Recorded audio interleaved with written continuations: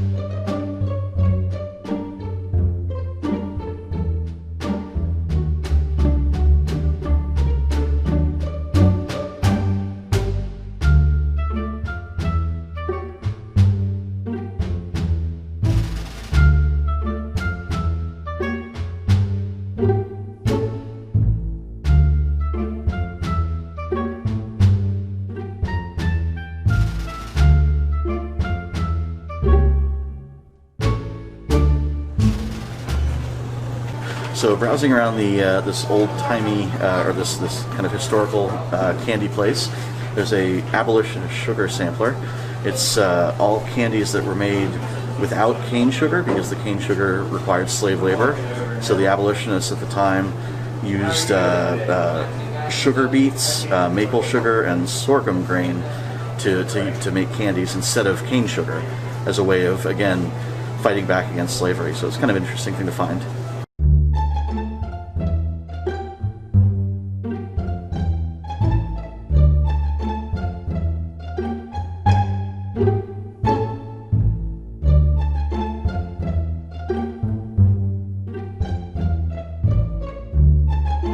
So we are at John Brown's fort today, the armory that he captured trying to organize a slave rebellion.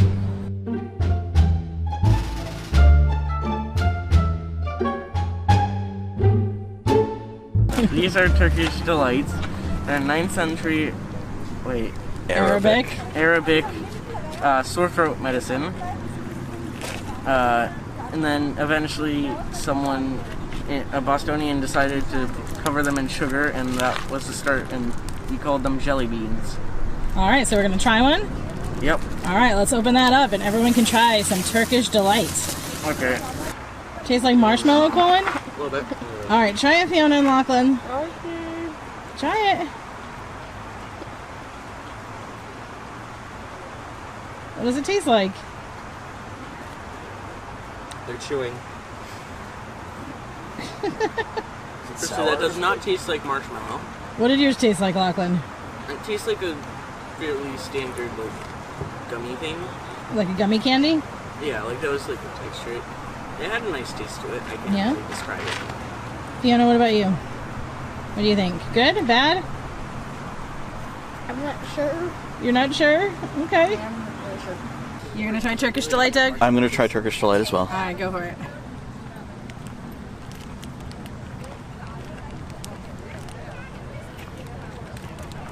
Just like something gummy. Okay. These are Creme De Menthe from the old Pepper Candy Company. And they are from Salem, which is near where we used to live. So it's kind of weird seeing them all the way down in West Virginia. Have you ever had those before? No. Alright, let's try them. I'm supposed to eat it. Are you afraid it's gonna be like poisoned or something? You want to see if they drop dead No. before you take a bite? No, I was going to ask if you was to just take bites out of it. Eat it however you want. Eat it like a greedy goblin if you want to. Or nibble it like a Or you can swallow it whole. something. Uh-oh. I think it killed Colin. Oh no. Let's see, is Niall okay? Oh, Niall's smart. He hasn't tried his yet. He was waiting to see if it was poisoned. What do you think, Lachlan? Is it good? Do you like it, Fiona? Yeah? Colin, good? Yeah? Alright, so that's a hit, huh? Alright, Doug, what'd you pick out? Well, I was greedy and I picked out at least 2 things, but one of the things I wanted to try was sugar plums or cream filberts. Sugar plums, are they going to dance in your heads? They are. I'm expecting to eat them and they will dance in my head. I can't wait to see that. The elegant cream filbert is of the sugar plum family. I think that means it's some sort of fruit or something. I honestly don't know. It's from the late 1700s. A filbert tucked into cream sugar with a crisp sugar shell. It was enjoyed by ladies of refinement and taste, of which I am most certainly You are a member of that very group. refined lady. I am a refined lady. So in the 1940s, it was called mothball candy, which sounds a little less appetizing. Nice. But so we're going to try these. I'm predicting the kids may not like these as much. But you, as a refined lady, should love them. As a refined lady, I believe I will enjoy it. Let's check this It will be out. the height of decadence. All right, let's see if anything starts dancing in your heads, guys. Okay. Try your sugar plums. Who's gonna try it first? Because it feels like... Do you eat it whole or take a bite Maybe, out of yeah, it? probably. Lachlan, I'll I mean, take a Colin bite just out popped of this in it. his mouth. You know, none of us have ever had one, so I'm your gonna guess is I'm as good gonna as try ours. taking a bite out of it. Oh, okay, try that. Bite it, you. Oh, that's it. What's in it? It's Filbert! You didn't get any of filbert. That's his bald head! Oh no! Is it just sugar? Colin have it. Yeah. Now you gonna try it? Are you gonna bite it or just pop it in your mouth? Well, that's nibbling just at the sugar? That's just sugar. Okay, you're gonna find Filbert soon too. How was filbert? Colin? Yeah. What did you think, Locke?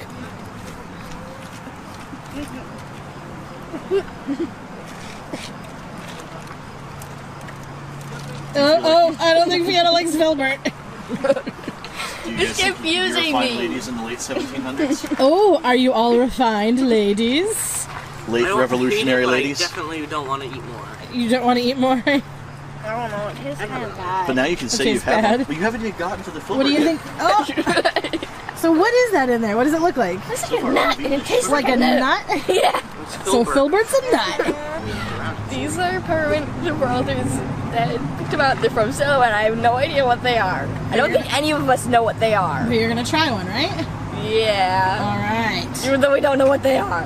Okay. Well, we haven't really known what much of this stuff is. All right. Yeah. Yeah. So what is the peppermint Gibraltar, Doug? So the peppermint Gibraltar turned out to be like just one big slab of like peppermint stuff. It's kind of like those almost like crumbly mint things that you get like at restaurants and things. It's good. Got a strong peppermint taste. Not bad. So this is an interesting spot here at the point in Harpers Ferry. We are standing in West Virginia. Over here, across the Shenandoah River, is Virginia. And on this side of the river is Maryland. We've got all 3 states right here. It's very pretty.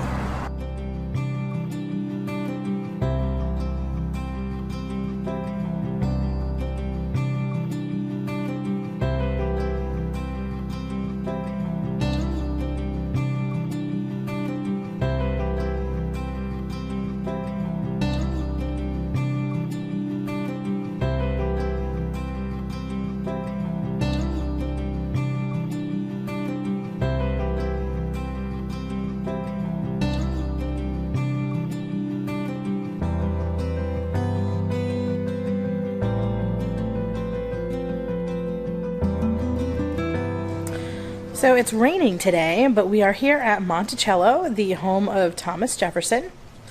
We're doing things a little bit out of order today. We have a timed ticket to do a tour of the house. Then we're going to come back and watch the little movie and check out the museum. So let's go check out Monticello.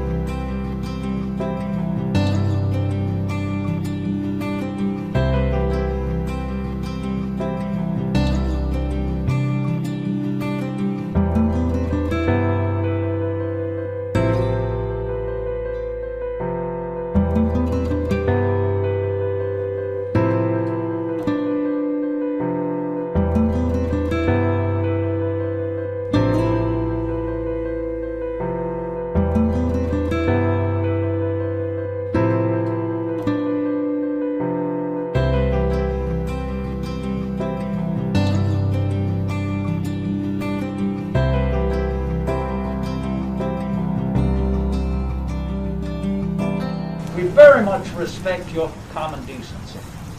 That's what this is. It's good manners, proper upbringing. Very simply, it's showing respect for your fellow man. And you know, I'm well familiar with this. Nature does not care about the affairs of man. She certainly does not know what year we think it is. And I remember when she besieged us with the smallpox. Recall that? We had no idea where it was coming from, and we wrapped up not only to protect ourselves but others. And then you remember when our government was in Philadelphia, it was there 10 years while we were building our nation's new capital along the banks of the Potomac. Anyone recall what nature hit us with that late summer and fall of 1793? Well, they called it the yellow fever. And we had no idea where it came from. All we knew, someone would turn yellow and they'd be overwhelmed with fits, convulsions, and vomiting and pass away within 5 days. In that city of 40,000 people, 5,000 died from the yellow fever in 1 month. 1 month. It was awful. And the government went into quarantine. They moved several miles to the northwest of Philadelphia to a little village known as Germantown. And we all wrapped up to protect ourselves. We almost lost our Secretary of the Treasury. He came down with yellow fever, but because he had it when he was growing up in the Indies, he survived. But that's been many, many years ago, and I presume you've all forgotten who was our Secretary of the Treasury at that time. We don't need to hear the name. Obvious. So the story of Sally Hemmings is interesting, and I definitely learned some stuff that I probably heard before, but maybe forgot. But I find it fascinating that she was only 13 or 14 when she went with Jefferson to Paris. And in Paris, she was free. She did still, function as a servant of his, but she was free there. And I think it said there were about 1,000 freed black people in Paris. So there was definitely a community there for her. And just as she was starting to get comfortable and feel like she really had a good grasp of the French language, Jefferson asked her to return home with him to Virginia, which she did not want to do because that would mean returning to slavery. And she refused. At that point, he made her a promise. They negotiated. And the deal was that she would only do light work, such as tending to his chambers and sewing, and that he would free all of the children that they had when they reached the age of 21, which doesn't really sound like a great deal for her, because she did have to return to slavery. But she, at the age of 16, negotiated with her owner, one of the most powerful men in the United States, to better her life and to ensure her children had a better life than she did, which I think is pretty incredible. And I think we kind of look over that when we talk about Jefferson and his relationship with Sally. I think we don't really give her the importance that she deserves, because that must have been an interesting conversation that they had. It's still pretty sketchy, because she returned home at 16, pregnant with his child. So, consent was really not a thing then. She didn't have the ability to consent because she was both underage and because she was his property. But just the fact that she was able to negotiate this deal with him, I think, was pretty incredible. Monticello was pretty awesome. Kind of stinks that we were here on a rainy day, but it could be worse. It could have been super hot. I'll always take cool and rainy over super hot and sunny. The house was probably the best part. The movie was short, like 10 minutes. Really didn't have anything we didn't already know.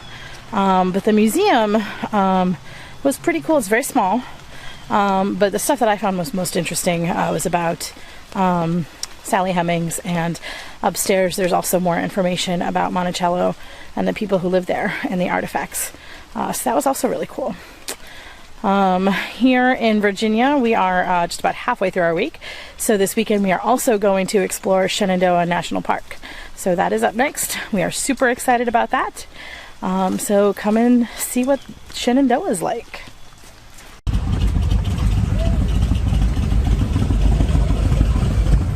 Hello, sir. Hello. Is it possible to get the interagency annual pass? Yeah.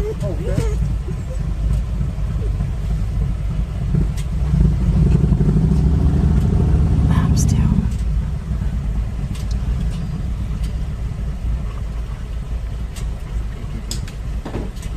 Then just sign the pass before you use it. Whenever you use it, show it with an ID, and you're good for a year, sir. All right, You want a fantastic. map? Yes, please. There you are, sir. Thank you. Have a good one. You too. What's going on, going? Hello. The puppy's excited? Puppies are excited. Where's Luna? Oh, there's Luna. Hi! Okay, there are a lot of little pullouts for views, so if you can't get your jacket on now, get it in a minute.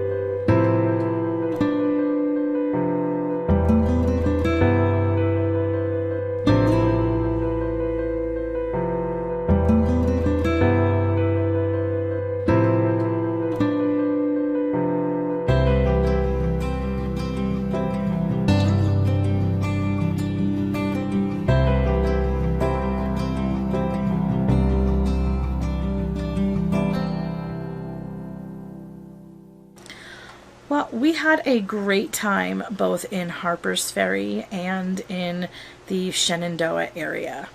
We were a little disappointed that we didn't see more wildlife on our drive through Shenandoah National Park, but it was still beautiful, and we really hope we can get back someday. So thanks for watching. We are going to visit family in Atlanta next, so probably not really a video on that, but after that we will be in Nashville, and we should be doing some pretty cool things there. So stay tuned.